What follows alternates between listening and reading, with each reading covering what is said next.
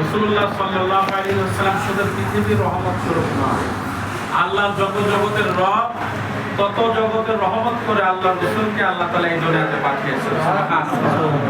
সুতরাং সেই রাসূলকে আমরা পেয়েছি। আর রাসূলের আসার একটা মিশন ছিল, কি বলেন? রাসূলের আসার কি মিশন ছিল? ছিল না, ছিল। আমাদেরকে আল্লাহ পাক দুনিয়াতে পাঠিয়েছেন উদ্দেশ্য নেই। নবীজি সাল্লাল্লাহু আলাইহি ওয়াসাল্লামকে দুনিয়াতে পাঠিয়েছেন উদ্দেশ্য নেই, একটা মিশন দিয়ে। কি মিশন দিয়ে? আল্লাহ দ্বীন প্রতিষ্ঠা করার জন্য। বলেন, কি প্রতিষ্ঠা করার জন্য? আল্লাহ দ্বীন প্রতিষ্ঠার জন্য, রোজা প্রতিষ্ঠার জন্য, হজ জাকাত প্রতিষ্ঠার জন্য আল্লাহ দুনিয়াতে রাসূলকে পাঠাই নাই। আল্লাহ বলেন, ওয়াল্লাযী আরসালা রাসূলাহু বিল হুদা ওয়া দীনিল হাক্কি লিইয়ুযহিরাহু আলাদ দীনি কুল্লিহি ওয়ালাউ কারিহাল মুশরিকুন। এই আয়াতটি আল্লাহ পাক পবিত্র কোরআন কারীমের মধ্যে 3 জায়গায় বলছেন। বলেন, কোন জায়গায়? কয় জায়গায়? 3 জায়গা। সূরা তাওবা 33 নম্বর আয়াতে আল্লাহ একই কথা বলছেন, সূরা ফাতিহা 28 নম্বর আয়াতে আল্লাহ বলছেন, এবং সূরা সফের 9 নম্বর আয়াতে আল্লাহ বলছেন। 3 জায়গায় বলছেন। একবার বললেই তো হতো, 3 বার বলা আসলে এটা একটা গুরুত্ব বহন করে। কি বলেন? গুরুত্ব বহন করে না? অবশ্যই। আল্লাহ তাআলা বলেন, ওয়াল্লাযী আরসালা রাসূলাহু বিল হুদা ওয়া দীনিল হক। আল্লাহ তাআলা বলেন যে তিনি সেই সত্তা, যিনি তার রাসূলকে এই দুনিয়াতে প্রেরণ করেছেন, যিনি হক সহকারে এবং হিদায়াত সহকারে পৃথিবীতে সকল যত নিয়ম নীতি রয়েছে, সকল নিয়ম নীতির উপরে, সকল মতবাদের উপরে আল্লাহর মতবাদকে, আল্লাহর নিয়ম নীতিকে বাস্তবায়ন করার জন্য আল্লাহ তাআলা এই দুনিয়াতে তার রাসূলকে প্রেরণ করেছেন। সকলে বলেন সুবহানাল্লাহ।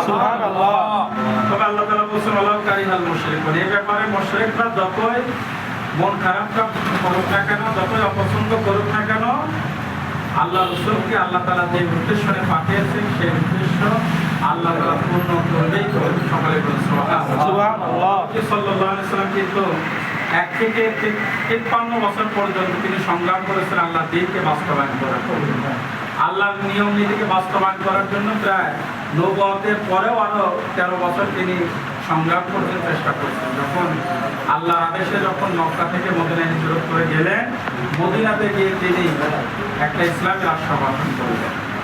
সুতরাং ইসলামী রাষ্ট্র ছাড়া, ইসলামী শাসন ব্যবস্থা ছাড়া ইসলামকে পরিপূর্ণ মানা কখনোই সম্ভব নয়। এই বলেন, পরিপূর্ণ মানা যায়? আমরা এখন কিন্তু পরিপূর্ণ ইসলামকে মানতে পারছি না, কারণ রাষ্ট্রীয় ব্যবস্থা ইসলাম নাই। ইসলাম যতদিন আসতে পারবে না ততদিন কিন্তু আমরা পরিপূর্ণভাবে আল্লাহর দ্বীন মানতে পারবো না। কিন্তু আল্লাহ তাআলা বলছেন যে তোমাদের জন্য ইসলামকে পরিপূর্ণ করা হয়েছে।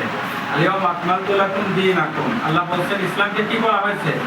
পরিপূর্ণ করা হয়েছে। তার মানে কি? যেখানে আল্লাহ বলছেন পরিপূর্ণ করা, ওখানে কি কিছু বাদ আছে? না, কোনো কিছুই বাদ নাই। পরিপূর্ণ আল্লাহ তাআলা করবেন। অর্থাৎ আল্লাহ তাআলা এখানে বোঝাতে চেয়েছেন যে ইসলামের জীবনের একজন মানুষের জীবনে যা কিছু প্রয়োজন, ব্যক্তিগত, সামাজিক, রাজনৈতিক, অর্থনৈতিক যা কিছু প্রয়োজন, সকল কিছু আল্লাহ তাআলা ইসলামের মধ্যে ঢুকায় দিয়েছেন। কিন্তু আমরা সেটা মানতে পারতেছি না। তার কারণ হচ্ছে আমাদের রাষ্ট্র ব্যবস্থা ইসলাম না। আমাদের রাষ্ট্র ব্যবস্থা ইসলাম না। ইসলামী রাষ্ট্র ব্যবস্থার জন্য আল্লাহ রাসূলকে যেমন আল্লাহ তাআলা এই দুনিয়াতে পাঠিয়েছেন, তিনি সুদীর্ঘ প্রায় 53 বছর সংগ্রাম করার পরে তিনি মদিনাতে গিয়ে একটা ইসলামী রাষ্ট্র প্রতিষ্ঠা করেছেন। আমাদেরও কিন্তু সেই সংগ্রাম চালাতে হবে, কারণ আমাদের সমাজ, আমাদের রাষ্ট্রে কিন্তু ইসলাম প্রতিষ্ঠিত নাই। কি বলে? ইসলাম প্রতিষ্ঠিত আছে? ইসলাম প্রতিষ্ঠিত নাই। এই জন্য আল্লাহ রাসূল সাল্লাল্লাহু আলাইহি ওয়াসাল্লামের আদর্শে আমাদের অনুপ্রেরণা। আল্লাহ তাআলা বলেন কি, লাকাদ কানা লাকুম ফি রাসূলিল্লাহি উসওয়াতুন হাসানাহ। আল্লাহ রাসূলের মধ্যে রয়েছে আমাদের জন্য কি? উত্তম আদর্শ। বলেন, আল্লাহ রাসূলের মধ্যে আমাদের জন্য কি রয়েছে? উত্তম আদর্শ। উত্তম আদর্শ রয়েছে। আল্লাহ রাসূল যেভাবে ইসলামের জন্য, ইসলাম প্রতিষ্ঠা করার জন্য প্রায় 27টা যুদ্ধের সে আমাদের দায়িত্ব পালন করছে, ইসলামকে বিজয় করার জন্য। কিসেকে বিজয় করার জন্য? ইসলামকে বিজয় করার জন্য। আল্লাহ তাআলা তো বলছেন যে ওয়ালা তাহিনু ওয়ালা তাহসানু ওয়া আনতুম আ'লাউনা ইন কুনতুম মুমিনিন। আল্লাহ তাআলা বলছেন যে তোমরা দুঃখ করো না, মন মরা হয় না, তোমরাই বিজয়ী হবে। আমি আল্লাহ পাক তোমাদেরকেই বিজয় দান করব যদি তোমরা মুমিন হতে পারো। সকলে বলে সুবহানাল্লাহ।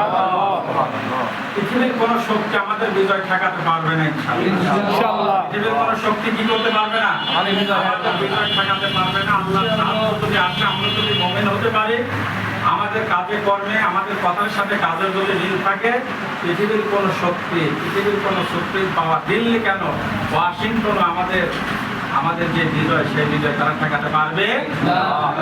তার প্রমাণ দেখেন, কয়েকদিন আগে বাংলাদেশের দ্বিতীয় সংখ্যাখ্যাত রাষ্ট্র নির্বাচন হলো। এখানে কত ষড়যন্ত্র হয়েছে, কিন্তু কোন ষড়যন্ত্র ইসলামের বিজয় ঠেকাতে পারে না। ইনশাআল্লাহ সামনের দিন ইসলামের দিন, আলহামদুলিল্লাহ আলহামদুলিল্লাহ, সামনের দিন ইসলামের দিন, সামনে বাংলাদেশ ইসলামের বাংলাদেশ, সামনে বাংলাদেশ জামাত ইসলামের বাংলাদেশ হবে ইনশাআল্লাহ। কেউ ঠেকাতে পারবে না, যারাই ঠেকাতে আসবে তারাই পথভ্রষ্ট হয়ে, তারাই ইনশাআল্লাহ ধ্বংস হয়ে যাবে, সামনে কেউ দাঁড়াতে পারবে না। সুতরাং আমাদের মন মরা হওয়ার কোনো কারণ নাই, দুঃখিত হওয়ার কোনো কারণ নাই। আমাদের ইমানদার হতে হবে, বিজয় আল্লাহ পাক আমাদেরকে দান করবে। আল্লাহ তাআলা বলেছেন ওয়াকাফা বিল্লাহি ওয়ালিয়্যা ওয়াকাফা বিল্লাহি নাসিরা। আল্লাহ বলেছেন যারা ইমানদার হবে, তাদের অভিভাবক এবং সাহায্যকারী হিসাবে আমি আল্লাহ নিজেই যথেষ্ট। সকলে সুবহানাল্লাহ। আল্লাহ বলেছেন যারা আমার রাস্তায় সংগ্রাম করে, আমার রাস্তায় যারা দ্বীন প্রতিষ্ঠা করার জন্য যারা কাজ করে, তাদের অভিভাবক এবং তাদের সাহায্যকারী হিসাবে যথেষ্ট কে? আল্লাহ যদি যথেষ্ট হয়ে যান, আর কারো সাহায্য দরকার আছে আমাদের? আর কারো সাহায্য আমাদের দরকার নেই। সুতরাং সেই আল্লাহর উপরে তাওয়াক্কুল করে আমাদের দ্বীনের জন্য কাজ করতে হবে, দ্বীন প্রতিষ্ঠার জন্য কাজ করতে হবে। এই যে রবিউল আউয়াল মাস, আমরা নবীদের জীবনে করতেছি, মিলাদ শরীফ করতেছি, জিলাপি খাচ্ছে, অনেক কিছু করতেছে, সমাজের অনেক কিছু করতেছে, কিন্তু আল্লাহ তাআলা কি বলছেন? قل إن كنتم تحبون الله فاتبعوني يحببكم الله ويغفر لكم ذنوبكم والله غفور رحيم। আল্লাহ তাআলা বলছেন হে রাসূল, কুল মানে আপনি বলুন, আপনার উম্মতদেরকে আপনি বলুন, তারা যদি আমার ভালোবাসা পেতে চায়, আমার সন্তুষ্ট অর্জন করতে চায়, আমার কাছাকাছি যদি তারা আসতে হয়, তাহলে তারা যেন আপনার ইত্তেবা করে, অর্থাৎ রাসূলুল্লাহর ইত্তেবা যেন তারা করে। সকলে বলুন সুবহানাল্লাহ। রাসূলের ইত্তেবা এবং অনুসরণ করা, রাসূলের ভালোবাসা, দুইটা কিন্তু পার্থক্য আছে না নাই? আছে। রাসূলুল্লাহ সাল্লাল্লাহু আলাইহি ওয়াসাল্লামকে ভালো কিন্তু তার আপন চাচা আবু তালেব বলেছে, কি বলে? আসছিল না?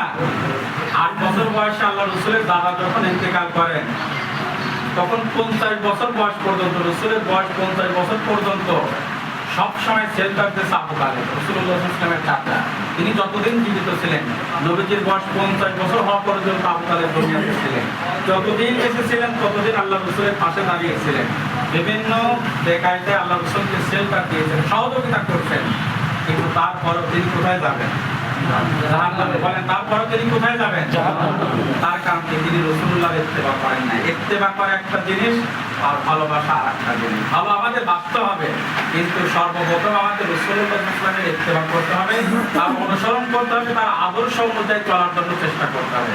তার আদর্শ মানার মাধ্যমেই ইত্তেবা করা হবে, অনুসরণ করা হবে। অন্যথায় আমরা যতই বলি আল্লাহ রাসূলকে আমরা ভালোবাসি, রাসূলুল্লাহর ইত্তেবা যদি আমরা না করি, তার অনুসরণ যদি আমরা না করি, তার আদর্শ যদি আমরা গ্রহণ না করি, তাহলে পরে কিন্তু কখনোই পরকালে নাজাত পাওয়ার কোনো সম্ভাবনা নাই। কারণ রাসূলুল্লাহ আপন চাচা, যিনি নিজের সন্তানের চেয়ে আল্লাহ রাসূলকে বেশি ভালোবাসতেন, সেলফার দিতেন, সে কিন্তু ভালোবেসে জান্নাতি হতে পারবে। আবার আরেকজনের কথা জানেন, আরেকজন ব্যক্তির কথা বলবো, আব্দুল্লাহ ইবনে উবাই, যিনি মুনাফিকদের সর্দার ছিল। উনি কিন্তু রাসূলুল্লাহর পিছনে নামাজ পড়তেন, আপনারা সকলেই জানেন। কিন্তু উনার ব্যাপারে আল্লাহ কি বলছেন? উনার জীবনে সব ঠিক আছে, কিন্তু রাজনৈতিক হিসাবে তিনি আল্লাহ রাসূলের আদর্শ গ্রহণ না করে গ্রহণ করছিল কার আদর্শ? আবু জেহেলের আদর্শ। বলেন কার আদর্শ? সব ঠিক ছিল, কিন্তু রাজনৈতিক ভাবে আল্লাহ রাসূলের আদর্শ বাদ দিয়ে আবু জেহেলের আদর্শ গ্রহণ করার কারণে ওই ব্যক্তি শুধু মুনাফিক হয় নাই, মুনাফিকের সর্দার হয়েছে। ওই ব্যক্তি জাহান্নামে তো আল্লাহ পাক দেবেনই, জাহান্নামের সবথেকে নিম্ন স্তরে আল্লাহ পাক তাকে নিক্ষেপ করবে। সকলে বলি নাউযুবিল্লাহ। আল্লাহ ওনার ব্যাপার তো সূরা তাওবা ৮০ নম্বর এবং ৮৪ নম্বর আয়াত নাযিল করেছেন, ইস্তাগফিরুল্লাহ ওয়ালা তাস্তাগফিরুল্লাহ। আল্লাহ বলছেন হে রাসূল, আপনি এই মুনাফিকদের জন্য, আপনি এদের জন্য দোয়া করেন আর না করেন, উভয় সমান। ৭০ মাররাতান ফালা ইয়াগফিরুল্লাহু লাহুম।